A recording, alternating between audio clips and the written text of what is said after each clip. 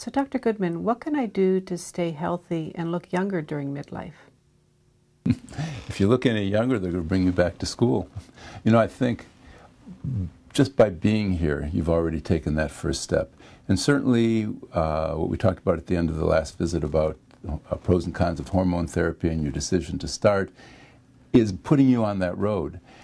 And I think, you know, the ideal thing is probably combining two things. One is hormone therapy that we talked about, but the second, and really even more important, is what I call lifestyle work.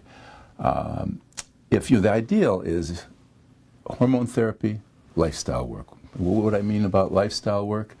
I'm talking specifically about food, the dietary things, the food you eat, how much you eat, when you eat, how often that you eat, exercise, how much you do, what you do. Third, and definitely not least, is stress. If I had to put them in order, I'd put stress first. The most important thing, the thing that I think damages people's health the most, is stress. Stress kills. The immune system is what battles your demons, and stress is what does in the immune system. You know, if I had two hands, and one hand had hormone therapy, and the other hand had the lifestyle work, that's the ideal. But if, you know, God came down and said, Michelle, I'm sorry, you only can have one. Sorry, you can't have both.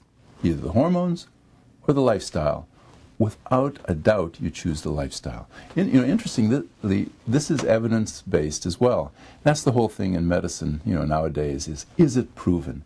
You can find, you know, the internet is like the Bible. You can find anything there. But is it true? There's so many people that are marketing, they're selling things. But if you take a look at evidence-based medicine, you look at the literature, that's where you get the real answers. And there was a study, two studies recently, but one in particular paired hormone therapy and lifestyle work. And what they were evaluating was quality of life. And there was four groups of women. One group of women took no hormones and basically were couch potatoes. Another group of women had hormone therapy and lifestyle changes. And by lifestyle changes, I mean basically eating well, as I said, and exercising, de-stressing. One group had lifestyle changes alone, and one group had hormones alone. And the real interesting thing is obviously the group that did the best just by a little bit were the women who took hormone therapy and lifestyle changes. But if you compared hormone therapy alone with lifestyle changes alone, the lifestyle work beat HT hands down. No, people who don't find time for exercise are going to have to find time for illness. So, real briefly, just sort of bringing it home, what do I mean by stress reduction?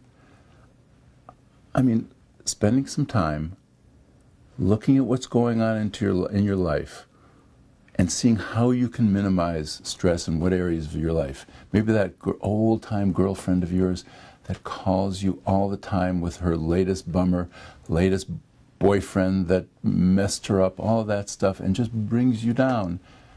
That person you may have to tell, you know, I'd like to hear this, but another time.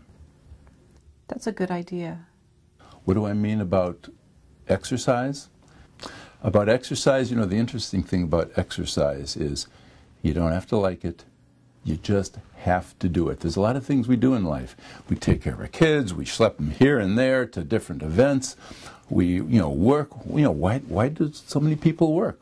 Because you have to work. You want to put food on the table? You have to work. You want to live longer and live well? You have to exercise.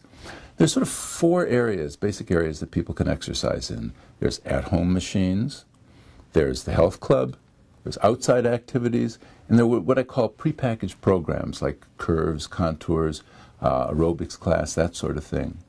You want to pick two areas and plan on exercising at least 15, 30, 45 minutes every single day. Don't worry if you miss a day here and there, but if you plan on Monday, Wednesday, and a couple days over the weekend, it just won't happen. Look for every day. Find the time that you can do it.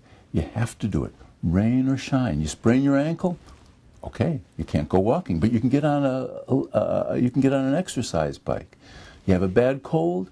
Okay, maybe you're not going to do your 45-minute power workout.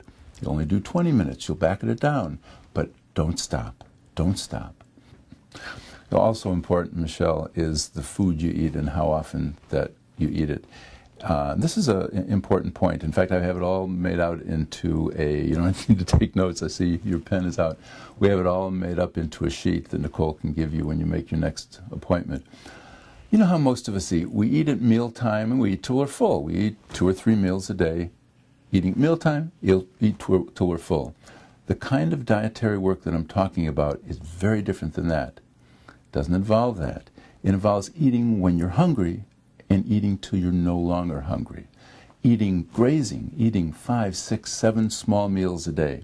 See, each time you eat food, in order to digest that food, going in here and ending up down there, it doesn't just fall through like a funnel.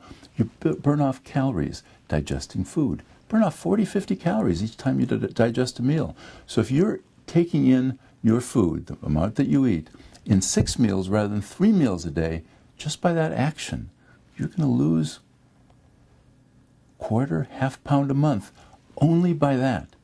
So, dietarily, watch the white stuff. Watch the potatoes, watch the sweet stuff, watch those simple carbos. Go mostly with protein, complex carbs. Protein is eggs and low-fat meat and beans and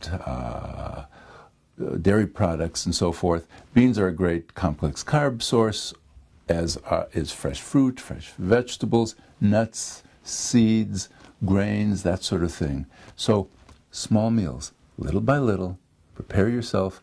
Talked about the exercise, use it or lose it, got to do it, and the stress reduction.